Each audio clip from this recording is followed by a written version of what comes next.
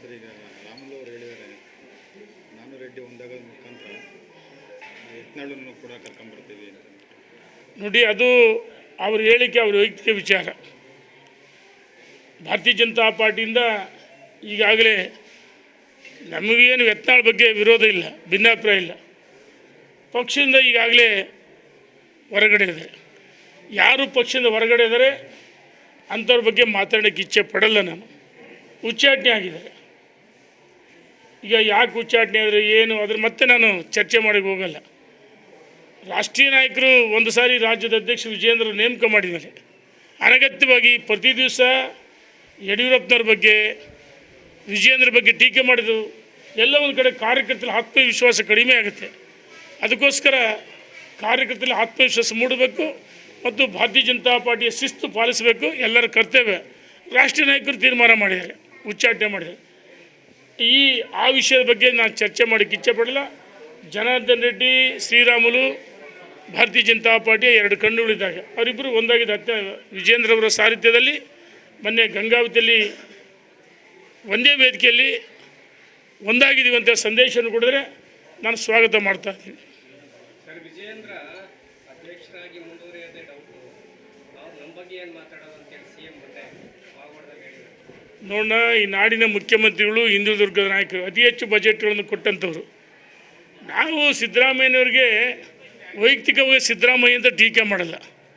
ಈ ರಾಜ್ಯದ ಮುಖ್ಯಮಂತ್ರಿಗಳು ನೋಡಿ, ಎಲ್ಲ ಒಂದು ಕಡೆ ಕೇಂದ್ರ ಸರ್ಕಾರ ಮೇಲೆ ಅಪಪ್ರಚಾರ ಮಾಡ್ತಾರೆ.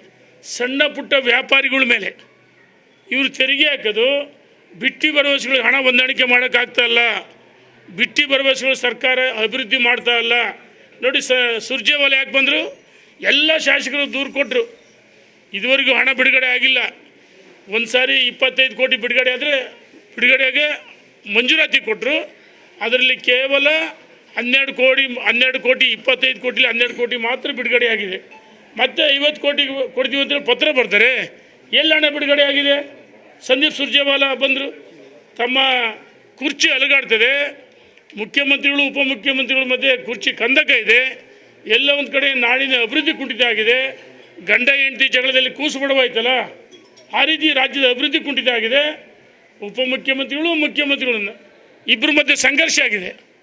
ಈ ವೈಫಲ್ಯಗಳನ್ನು ಮುಚ್ಚಿಕೊಳ್ಳಲು, ಇದನ್ನು ವಿಷಯಾಂತರ ಮಾಡಲು 50 ಕೋಟಿ ಅಂತ ಹೇಳಿದರೆ ನಾವು ಕೇಳೋಕ್ಕೆ ಇಚ್ಛೆ ಪಡ್ತೀವಿ ನಾಡಿನ ಮುಖ್ಯಮಂತ್ರಿಗಳಿಗೆ. ನೋಡಿ, ನೀವು ರಾಜ್ಯದ ಮುಖ್ಯಮಂತ್ರಿಗಳು, 224 ವಿಧಾನಸಭಾ ಕ್ಷೇತ್ರಕ್ಕೆ ಮುಖ್ಯಮಂತ್ರಿಗಳು, ಕೇವಲ ಕಾಂಗ್ರೆಸ್ಸಿನ MLAಗಳಿಗೆ ಮುಖ್ಯಮಂತ್ರಿಗಳು.